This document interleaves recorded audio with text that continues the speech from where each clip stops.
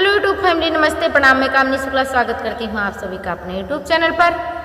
तो आज हम बहुत ही सुपरहिट धमाकेदार निर्गुण भजन लेकर आए हैं। निर्गुण गीत आप लोग सुने, कमेंट, लाइक, शेयर, सब्सक्राइब चैनल को जरूर करें। अवधरसिया पहिने जामा केसरिया, अवधरसिया पहिने जामा केसरिया, सजली बरतिया जनकपुर उतरी, सजली बरतिया जनकपुर उतरी, जनकपुर उतरी, जनकपुर उतरी। हो देखनी को धाये नगर बसिया, पहिने जामा केसरिया, अवधरसिया पहिने जामा केसरिया।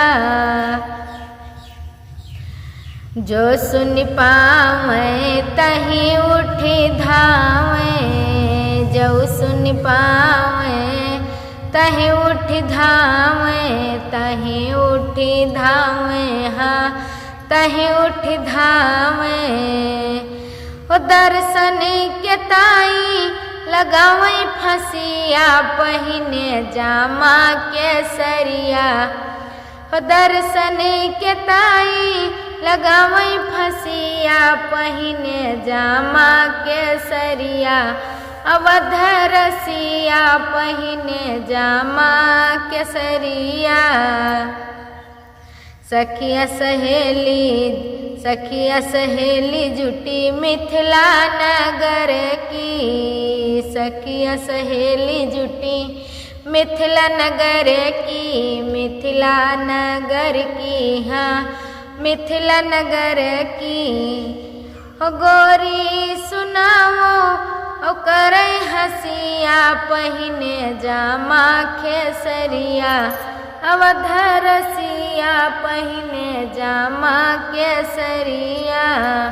गारी सुनावई ओ करे हसिया, पहिने जामा केसरिया, अवधरसिया पहिने जामा केसरिया। कहे कामनी शुक्लाई मोहनी मूरतिया, कहे कामनी शुक्लाई मोहनी मूरतिया।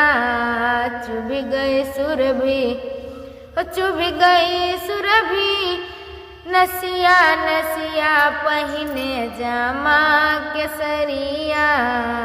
चुभ गई सुरभि, नसिया नसिया पहिने जामा केसरिया, अवधरसिया पहिने जामा केसरिया।